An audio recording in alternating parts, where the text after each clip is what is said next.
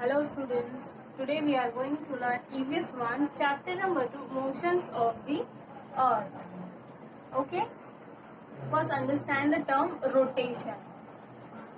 For this you can take one activity. Okay, take a top and spin it. Okay, the top turn around itself. Any object that turns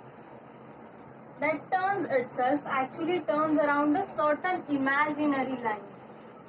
Okay, means कि जब कोई object अपने ही place पे move करता है तो एक certain imaginary line पे वो मूव करता है, तो हमको ऐसा फील होता है कि इस पर्टिकुलर लाइन पे वो मूव कर रहा है, but there is no line over there. Okay, वहाँ पे कोई लाइन नहीं होता, हमको ऐसे फील होता है कि इसी इमेजिनरी लाइन पे वो टॉप मूव कर रहा है.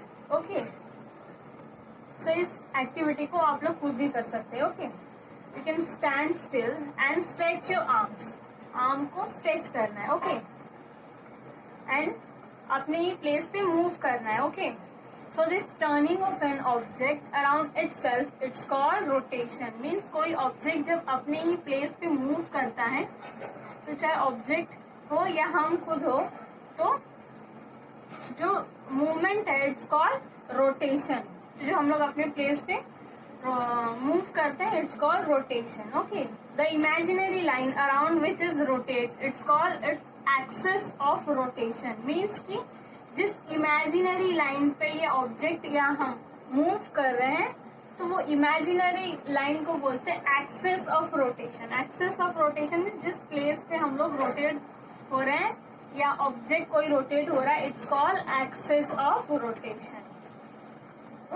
Now the next topic is the earth rotation. Now we are going to learn earth rotation. Okay, so for this let's take another activity. Okay, take a globe like shown in the picture and spin it.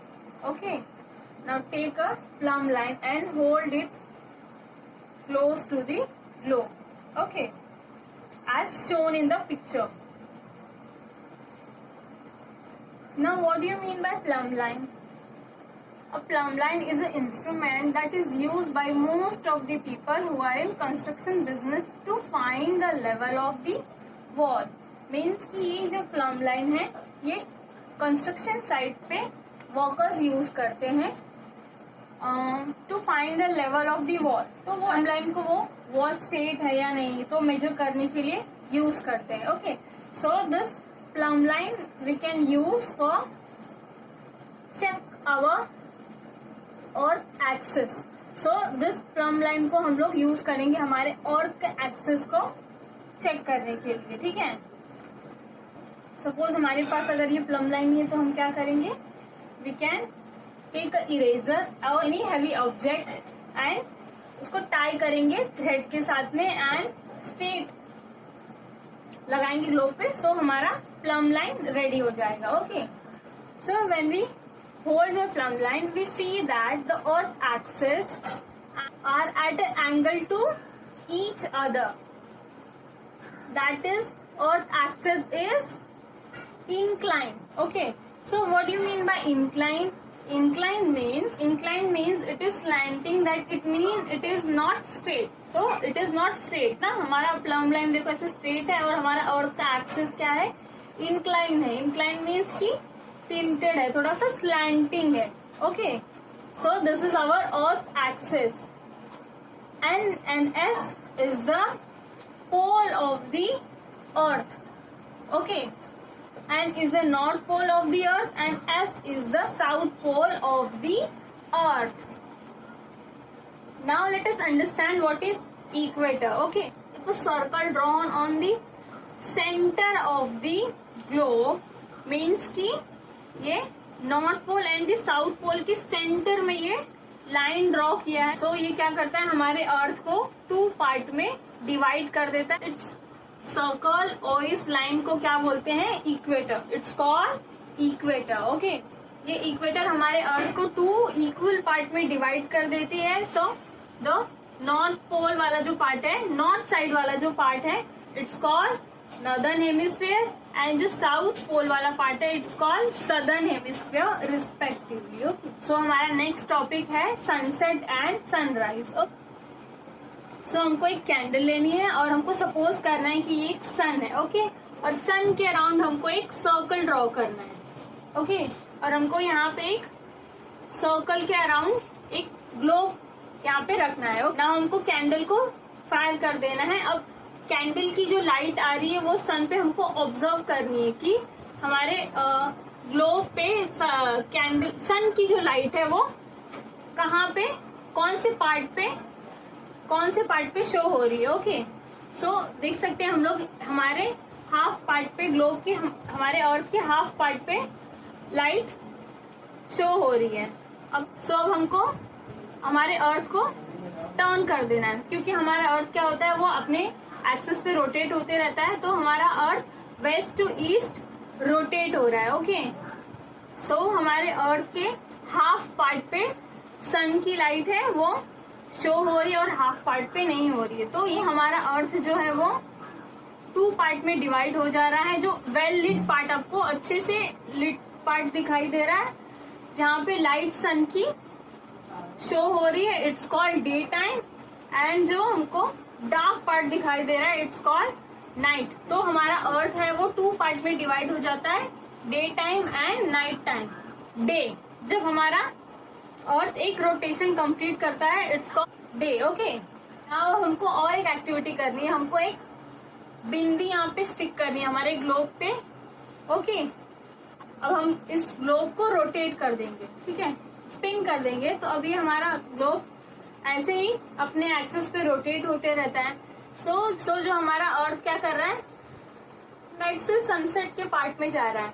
तो ऐसे ही हमारा अर्थ भी rotate होते रहता है और हमारे अर्थ में day time and night time होता है। तो जब ये रिवोटेशन कंप्लीट कर लेगा इट्स कॉल्ड अ डे।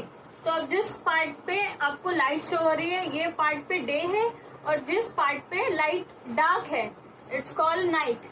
तो ऐसे ही एक रोटेशन कंप्लीट करता है। तो हमारा एक डे जो जहां से इसने रोटेट करना स्टार्ट किया था वापस से वहां पे अपने प्लेस पे आ जाएगा। तो एक डे पूरा कंप्लीट हो जाएगा। ओके,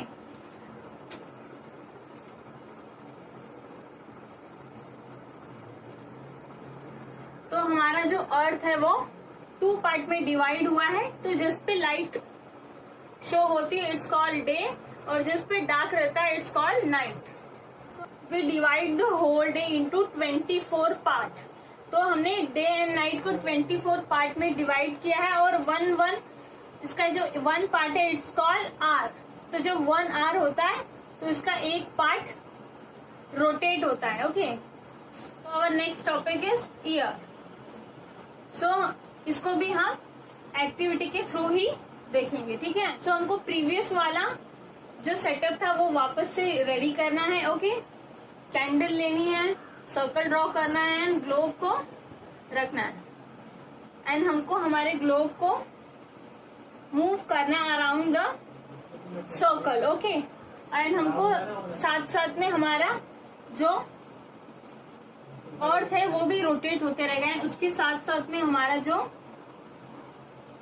ग्लोब है वो भी मूव होते रहेगा। ओके, जब हमारा अर्थ एक रिवोल्यूशन कंप्लीट करता है अराउंड द सन तो इट्स कॉल्ड अ ईयर। जब हमारा अर्थ पूरा एक रिवोल्यूशन कंप्लीट कर लेता है सन का it's called year. There is about 365 days and 6 hour in a year. So इसको कितना टाइम लगता है पूरा एक रिवोल्यूशन कंप्लीट करने के लिए? 365 days and 6 hours. Okay, so it's called a year. जब हमारा अर्थ जो एक रिवोल्यूशन पूरा सन का कंप्लीट कर लेता है it's called a year. Now the next topic is a leap year. What is leap year? In the Gregorian calendar the year is take to have 365 days. तो जो हमारा कैलेंडर होता है इसमें 365 डेज होते हैं। It mean take it count 6 hour less every year. It means कि हमारे अर्थ को तो रिवॉल्व होने में पूरा 365 डेज एंड 6 आवर्स लगता है। इट मीन्स कि हम लोग 6 आवर्स लेस काउंट कर रहे हैं। ओके, इट मेक 24 आवर्स और a day in every 4 year, it means कि जो 6 आवर्स है उसको अगर हम लोग 4 से मल्टीप्लाई करेंगे तो 1 डे हो जाता है। तो इट मीन्स कि हमारा हर एवरी 4 ईयर हमारा 1 डे मिसिंग हो रहा है। ओके, हमारा जो एक मिसिंग 1 डे है इसको काउंट करने के लिए फेब्रुवरी में एक एक्स्ट्रा डे दिया है 29। सो ये एवरी 4 ईयर मीन्स कि 3 ईयर्स में 28 डेज होते हैं फेब्रुवरी में, एंड एवरी 4 ईयर मतलब कि 3 ईयर्स के बाद में जो 4th ईयर आता है उसमें फेब्रुवरी में 29 डे होते हैं। एक एक्स्ट्रा डे होता है हर 3 ईयर्स के बाद में। ओके, सो फेब्रुवरी में एवरी 3 ईयर्स के बाद में 29 फेब्रुवरी आती है इंस्टेड ऑफ 28 डेज। तो leap year and it has 366 instead of 365 means की बाकी के 3 ईयर्स में 365 डेज होते हैं, बट द लीप ईयर में 366 डेज होते हैं। Okay, and February has 29 instant of 28। तो बाकी 3 ईयर्स में फेब्रुवरी में 28 डे होते हैं, लेकिन ये 4th ईयर जो आता है every 4th year February has 29 days. Okay.